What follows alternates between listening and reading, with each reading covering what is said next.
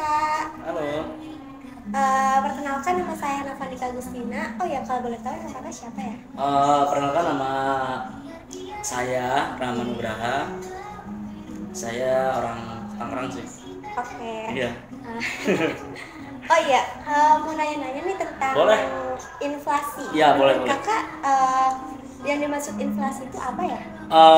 Kalau menurut aku ya, inflasi itu kan kayak kenaikan ya, kenaikan umum terus kayak terus menerus gitu loh. Kayak dalam harga juga, harga itu juga harga barang, harga jasa gitu.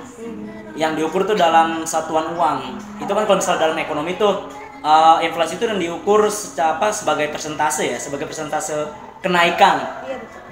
Persentase kenaikan harga dari tahun ke tahun lah gitu tuh. Makanya disebut itu tingkat inflasi itu namanya. Oh oke. Nah biasanya penyebab terjadinya inflasi itu apa ya? Apa ya? Sebenarnya penyebab terjadinya inflasi itu banyak sih.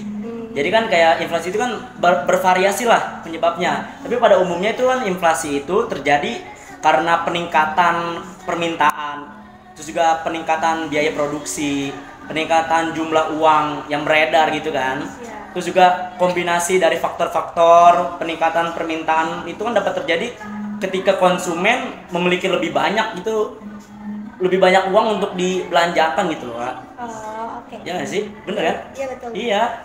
Setahu aku sih gitu sih kayaknya, Pak. Oh iya. Iya. Gimana sih yang dapat mempengaruhi perekonomian dan masyarakat inflasi itu? Inflasi mempengaruhi perekonomian dan masyarakat. Iya betul. Eh, Sebenarnya ya inflasi itu kan dapat memiliki dampak yang signifikan, ya nggak sih? Iya. Pada perekonomian juga masyarakat. Inflasi yang tinggi itu tidak terkendali lah dapat menurunkan daya beli konsumen, menyebabkan ketidakpastian ekonomi dan bahkan menyebabkan resesi atau depresi jika inflasi tidak dikendalikan dengan baik itu.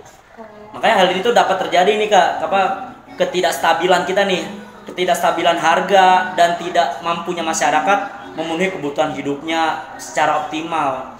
Kadang kan inflasi itu kan juga dapat mempengaruhi kebijakan moneter dan fiskal pemerintah, Iya betul. ya kan? Serta investasi dan keuntungan bisnisnya itu penting bagi pemerintah juga bank sentral untuk memantau dan mengendalikan inflasi agar dapat menjaga stabilitas ekonomi, kesejahteraan masyarakat juga tentunya.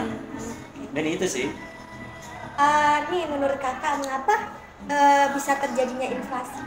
Apa ya? Sebenarnya terjadi inflasi itu tuh karena beberapa faktor sih tentunya.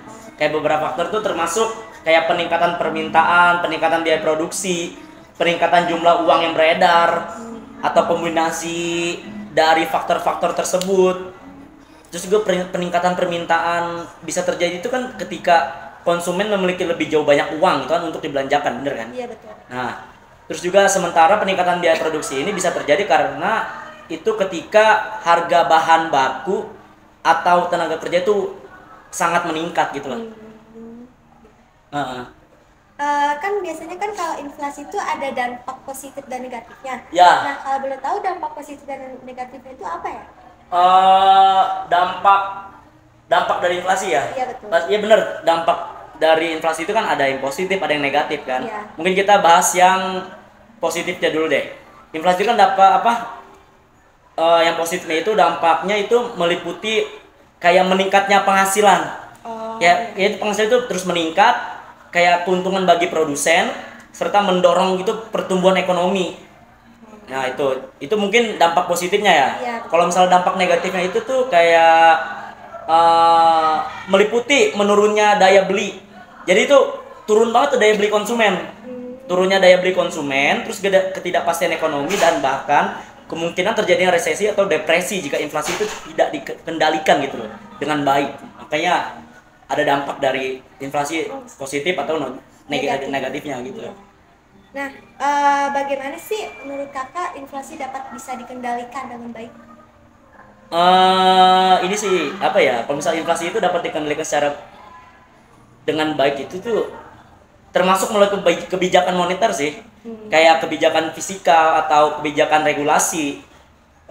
Kebijakan moneter meliputi kan pengaturan suku bunga oleh bank sentral untuk mengatur jumlah gitu kan ya, uang yang beredar. Sementara kebijakan fiskal melibatkan itu kan pengaturan pengeluaran pemerintah dan pajak untuk mempengaruhi permintaan gitu.